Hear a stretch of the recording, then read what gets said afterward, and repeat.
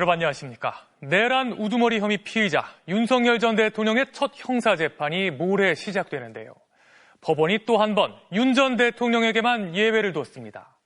모든 전직 대통령의 첫 재판에서 일부라도 허가됐던 법정 내 촬영을 불허한 겁니다. 윤 전 대통령은 결국 법원에 들어갈 때도 법정에 섰을 때도 모두 모습을 감출 수 있게 됐습니다. 법은 왜 유독 윤 전 대통령에게만 자꾸 예외가 되는 걸까요? 첫 소식, 송정훈 기자의 단독 보도입니다. 모레 윤석열 전 대통령의 내란 우두머리 혐의 첫 공판 촬영이 불허됐습니다. 서울중앙지법 형사합의 25부는 어제 오후 접수된 법정 촬영 허가 신청을 받아들이지 않았습니다.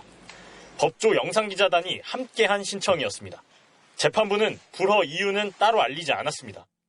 대법원 규칙을 보면 피고인 동의가 있어야 재판장은 법정 촬영을 허가할 수 있지만 공공의 이익을 위해 상당하다고 인정할 경우에는 피고인 동의가 없어도 촬영을 허가할 수 있습니다.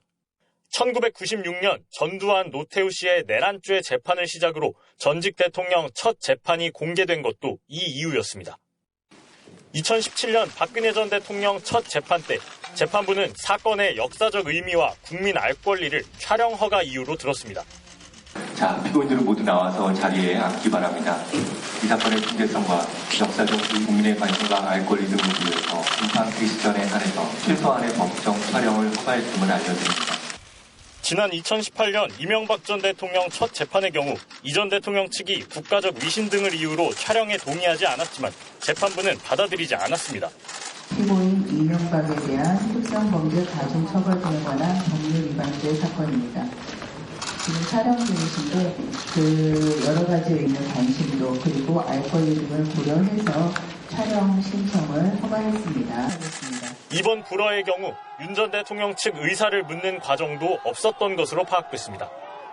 윤 전 대통령 측 윤갑근 변호사는 법정 촬영과 관련한 의견을 재판부에 낸 적이 없다고 했습니다.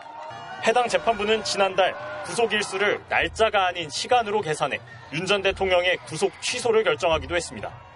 법원은 앞서 대통령 경호처 요청을 받아들여 윤 전 대통령이 차량을 이용해 지하주차장으로 드나드는 것도 허가했습니다. MBC 뉴스 송정훈입니다. 네, 그럼 법조팀 이준희 기자와 더 자세히 알아보겠습니다.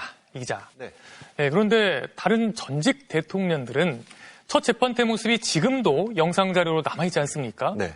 이렇게 법정 촬영을 허가하는 그 기준이 뭔지부터 짚어보고 갈까요? 네, 대법원 규칙에는 구체적으로 나와 있지는 않습니다. 공공의 이익을 위하여 상당하다고 인정되는 경우, 이게 전부인데요. 다만 박근혜, 이명박 전 대통령 촬영 허가 때 재판장들이 이유를 들었는데 국민 알 권리와 역사적 의미입니다. 그렇게 보면 이번 사건 촬영 허가가 안 나는 게 이상하긴 합니다. 헌법 수호 의무가 있는 현직 대통령이 헌정 질서를 문란하게 할 목적으로 폭동을 일으킨 내란 혐의로 기소가 된 사건이잖아요. 윤 전 대통령이 받고 있는 혐의인 내란 우두머리, 법정형은 사형과 무기징역, 무기금고밖에 없는 중대범죄입니다.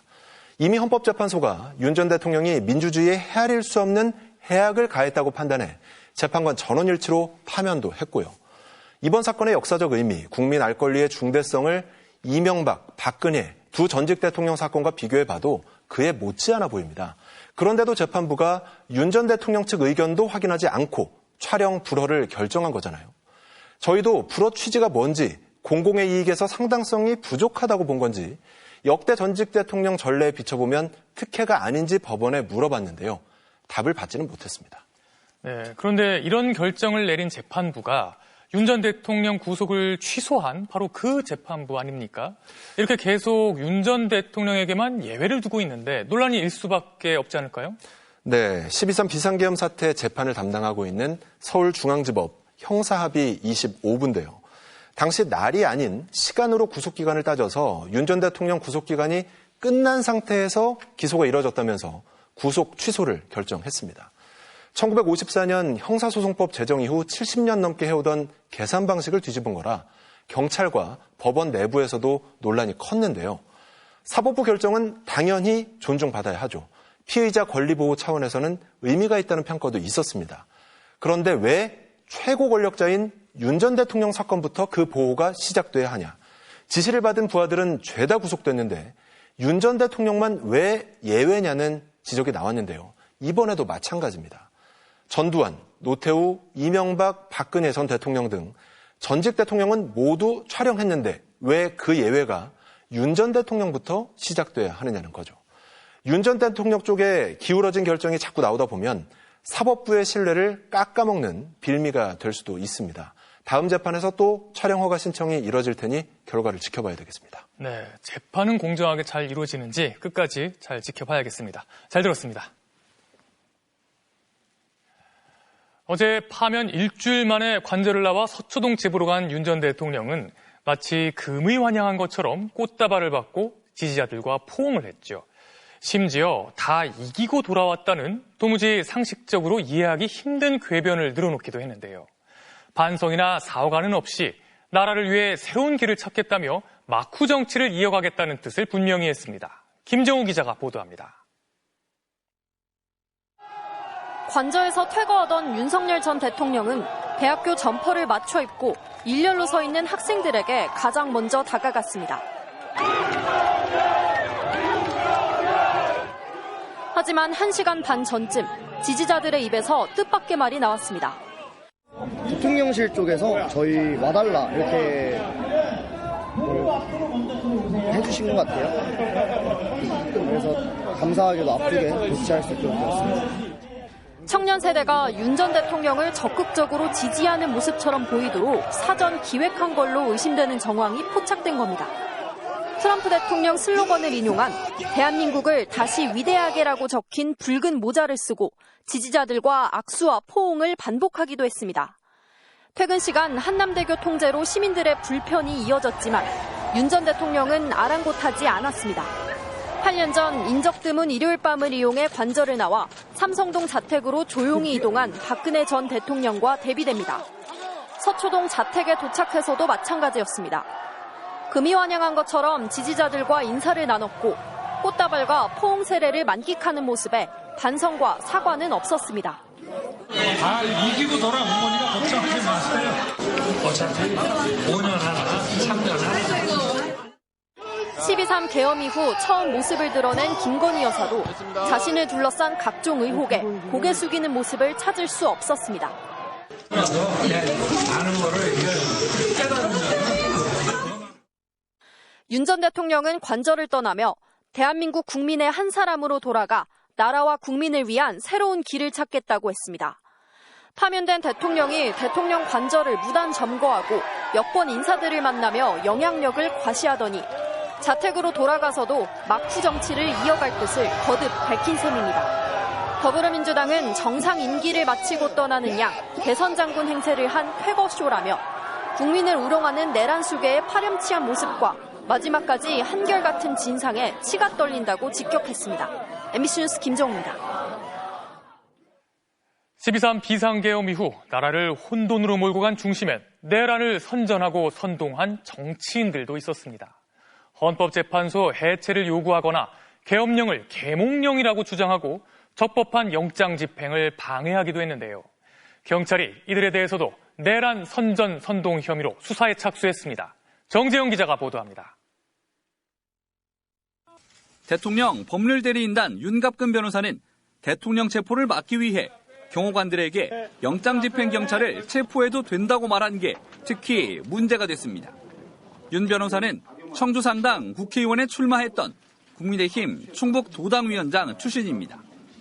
영장 제시 없이 담장을 넘거나 기물을 파손하는 경우를 전제로 말씀드렸다는 것을 헌재 해체를 주장하는 등 줄기차게 수사와 체포, 탄핵에 반대하고 극우 집회에 힘까지 실어준 김영환 충북지사도 수사 대상입니다.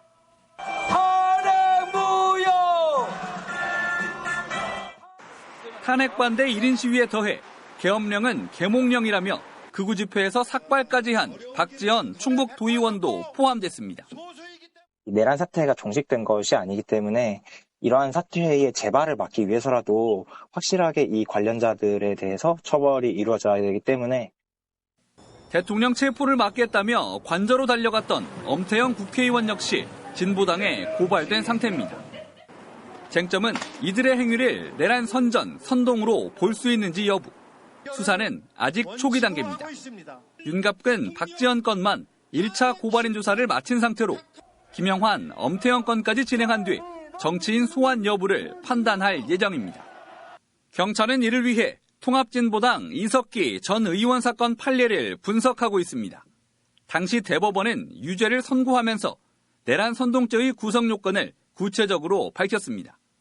경찰은 법리 검토가 까다롭고 전국에 접수된 유사 고발 사건들에 동일한 기준을 적용해야 해 고심 중이라고 설명했습니다. 다만 전 대통령에 대한 내란죄 재판 결과를 기다리진 않는다는 입장을 분명히 한 만큼 대선 전에 속도를 낼 가능성도 있습니다. MBC 뉴스 정재영입니다. 윤 전 대통령이 파면됐지만 완전한 내란 청산을 촉구하는 시민들은 오늘도 주말 집회를 이어갔습니다. 윤 전 대통령 지지자들도 헌재 파면 결정에 불복하는 집회를 열었는데요. 국민의힘 의원도 이 자리에 참석해 헌재 결정을 받아들일 수 없다고 목소리를 높였습니다. 류현준 기자가 보도합니다. 비 내리는 궂은 날씨 속 우비를 입은 시민들이 시청 앞에 모였습니다. 손에는 한덕수를 탄핵하라, 윤석열 전 대통령과 김건희 여사를 구속하라는 팻말을 들었습니다. 내란범들을 철저히 단죄하자! 시민들은 내란죄 수사에서 자유롭지 못한 한덕수 권한대행이 헌법재판관 후보자를 지명하고 이른바 대선 차출론까지 나오자 내란은 끝나지 않았다고 지적했습니다. 한덕수는 내란 주모자 이완규를 헌법재판관으로 지명해서 헌재를 저들의 손아귀에 장악하려고 하고 있습니다. 집회를 마친 시민들은 삼청동 총리 공관까지 행진을 이어갔습니다. 광화문에선 윤 전 대통령 지지자들의 집회가 열렸습니다. 전광훈 목사가 헌법재판소 결정에 대한 불복운동을 부추긴 가운데 국민의힘 의원도 무대에 올라 헌재 결정을 수용할 수 없다고 주장했습니다. 이해할 수도 없었고 받아들일 수도 없는 그런 헌법재판소 결정이 나왔습니다. 정치인으로서 여러분에게 죄송하다는 말씀드리고 비슷한 시간 일부 지지자들은 광화문이 아닌 서초동에 모였습니다. 이들은 윤 전 대통령 사저 앞 집회가 허용되지 않자 가까운 교대역에서 집회를 가졌습니다. 이들 또한 헌재 판결에 복종하지 않겠다며 불법 탄핵 등을 주장했습니다. MBC 뉴스 류현준입니다. 국민의힘 대선 유력 주자로 꼽혀온 오세훈 서울시장이 돌연 대선 불출마를 선언했습니다. 윤석열 정부 실패에 대한 책임과 보수 재건을 이유로 들었는데 최근 당내 공론화 되고 있는 한덕수 총리 추대론이 영향을 미친 걸로 보입니다. 민주당은 명태균 게이트로 코너에 몰리자 백기투항한 거라며 평가절하했고 한 총리를 향해서는 입장을 분명히 하라고 요구했습니다. 지윤수 기자입니다. 오세훈 서울시장이 예정이 없던 기자회견을 자청해 대선 불출마를 선언했습니다. 이미 저서까지 출간한 데다 출마 선언식을 하루 앞두고 돌연 뜻을 선회한 겁니다. 이번 대선에 출마하지 않겠습니다. 비정상의 정상화를 위해서 백의종군으로 마중물 역할을 하겠습니다. 당이 배출한 대통령 탄핵에 책임감을 느낀다. 누구도 윤석열 정부 실패의 책임에서 자유로울 수 없고 저부터 반성한다고 고개를 숙였습니다. 오 시장은 지금의 보수 정치는 국민에게 대안이 되긴커녕 짐이자 근심거리라며 새로운 보수의 길을 열어야 한다고도 했습니다. 당내 대권 주자들은 당에 대한 충정, 희생이자 깊은 울림, 정권 재창출에 오세훈과 함께하겠다며 오 시장 결단을 높게 평가했습니다. 반면 민주당은 오 시장의 불출마 선언은 국민의힘 대선 주자들에게 뼈아픈 질타라면서 검찰의 압수수색 등으로 코너에 몰리자 백기투항한 것에 불과하다고 평가절하했습니다. 이제 관심은 오 시장의 이탈로 다음 주 본격적으로 시작될 당내 경선에서 누가 오 시장의 지지율을 흡수할지입니다. 오 시장의 불출마 배경에 최근 당내 뚜렷해지고 있는 한덕수 추대론이 영향을 미친 것으로 보이는 가운데 권성동 원내대표는 당내 추대 움직임에 자제를 요청했고 한동훈 전 국민의힘 대표는 한덕수 추대론에 불편한 감정을 숨기지 않았습니다. 정치권에서 이렇게 우리는 가만히 계시는데 이래라 저래라 하면서 부산스럽게 하는 거 역사적으로 도움되지 않는 것. 민주당도 출마에 대한 간은 그만 보고 입장을 분명히 밝히라고 요구했습니다. MBC 뉴스 지윤수입니다. 더불어민주당은 오는 6.3 대선에 출마할 후보 선출을 위한 경선 규칙을 확정했습니다. 당원 투표와 국민 여론을 50대 50으로 반영하겠다는 건데 비명기 후보들은 한 사람에게만 유리한 경선 규칙이라며 반발했습니다. 김지인 기자입니다. 더불어민주당이 회의를 거듭한 끝에 당원 투표와 일반 여론조사를 절반씩 반영하는 국민 참여 경선 방식으로 대선 경선을 치르기로 했습니다. 시대적 소명, 그리고 갑자기 대선이 열리게 되는 시간적 급박성 등을 고려해서 지금의 경선 방식을 도출했다는 말. 1년 전에 가입해 6개월 이상 당비를 납부한 권리당원 약 110만 명이 50%, 나머지 50%는 안심번호로 추출한 100만 명을 2개 여론조사로 나눠 투표를 합산하는 방식입니다. 외부 세력 개입, 역선택을 막고 권리당원이 120만 명에 육박하는 만큼 대중정당의 토대를 확보하기 위한 점도 고려됐습니다. 비이재명계 주자들은 당원 투표 비율이 커질수록 당원 지지세가 압도적으로 높은 이재명 전 대표 한 사람에게만 유리한 구조라며 즉각 반발했습니다. 미국에서 귀국한 김동연 경기지사 측은 노무현, 문재인 대통령을 만들어냈던 국민선거인단 없는 무늬만 경선에 대해 단호히 반대한다고 비판했습니다. 김두관 전 의원 측도 제대로 된 협의 없는 일방적 결정이라며 어대명 경선 참여가 무슨 의미가 있는지 숙고하겠다고 불만을 표출했습니다.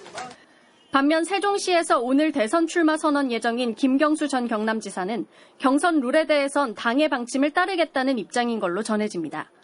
이재명 전 대표는 경선 규칙에 대해 직접적인 입장 표명 없이 본격적인 선거 일정 소화에 앞서 고향을 찾아 부모 선영을 참배했습니다.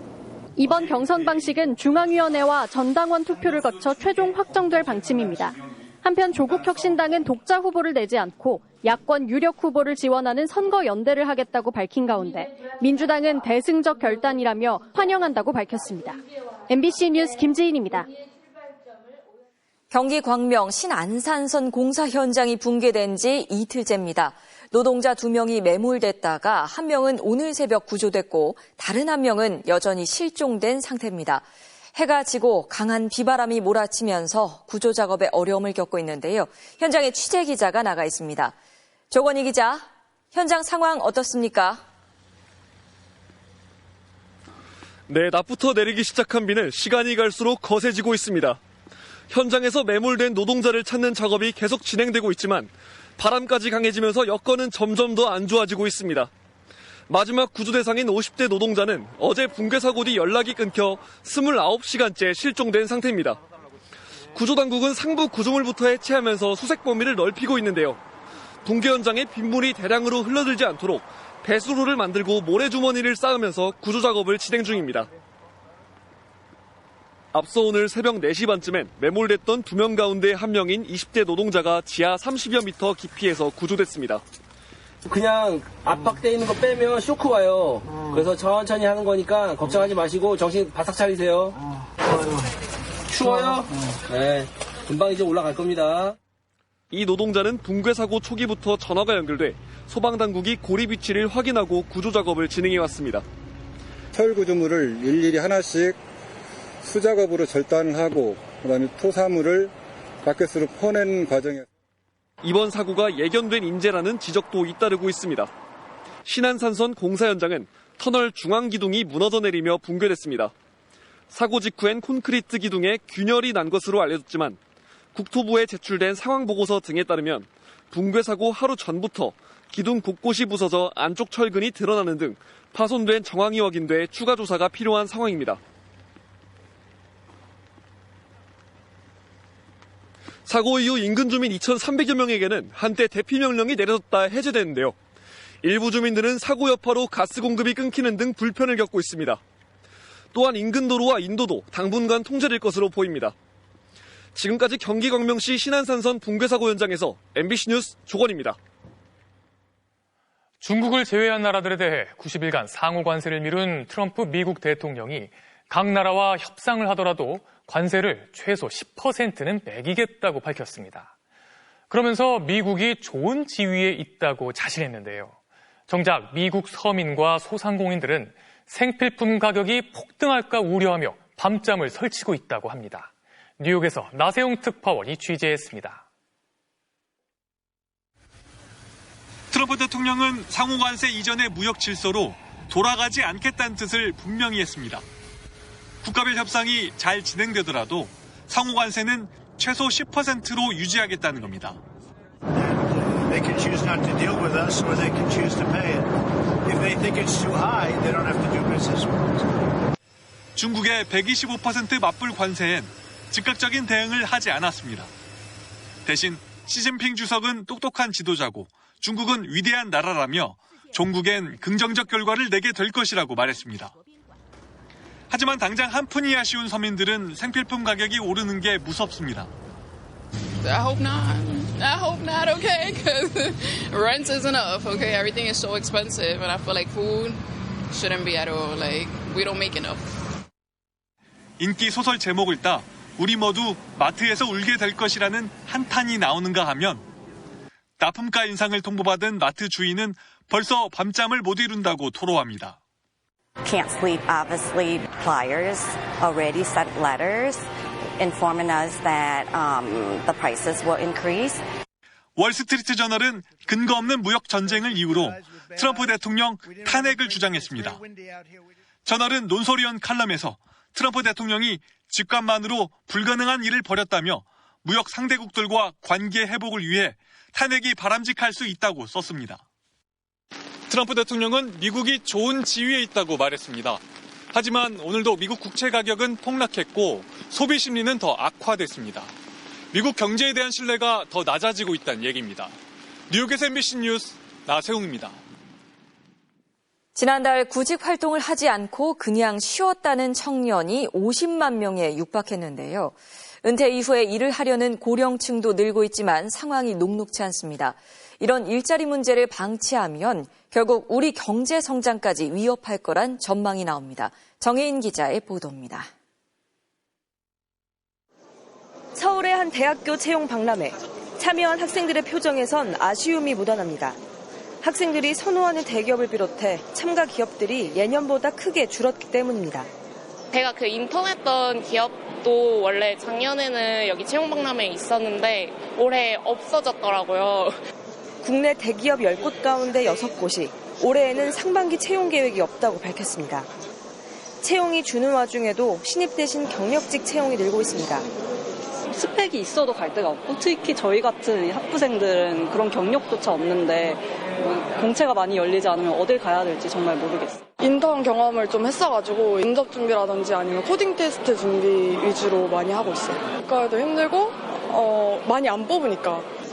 바로 취업이 어렵다 보니 학교에 눌러앉는 기간은 점점 길어집니다. 취업이 안 돼서 석사까지 하고 나서 취업을 하거나 아예 구직을 포기하는 청년도 늘고 있습니다. 지난달 일자리를 구하지 않고 그냥 쉬었다고 답한 청년이 45만 5천 명으로 3월 기준 역대 최다를 기록했습니다. 청년 취업자는 1년 전보다 20만 명 넘게 줄었고 고용률도 1.4%포인트 떨어졌습니다. 고령자에게도 채용 문턱이 높은 건 마찬가지입니다. 정년 연장은 사회적 합의가 필요하고 재취업은 어렵기 때문입니다. 이에 기업들은 정년을 맞은 노동 인력을 무기계약직의 형태로 바꿔 숙련된 노동자들을 끌어안는 시도를 하고 있습니다. 숙련된 분들이 계속 안정적으로 병원에 있고 그분들이 환자를 케어해주면 병원은 많이 도움이 되거든요. 만약 지금과 같은 고용률이 10년간 이어지면 노동력이 크게 줄어 GDP를 3.3%까지 끌어내릴 수 있다는 전망도 나옵니다. 전문가들은 청년층에게는 다양한 취업의 기회와 일자리 전환에 필요한 지원을, 고령층에게는 퇴직 후에도 경력을 이어갈 수 있는 근로기회와 재취업 제도를 마련하는 게 시급하다고 지적합니다. MBC 뉴스 정희인입니다.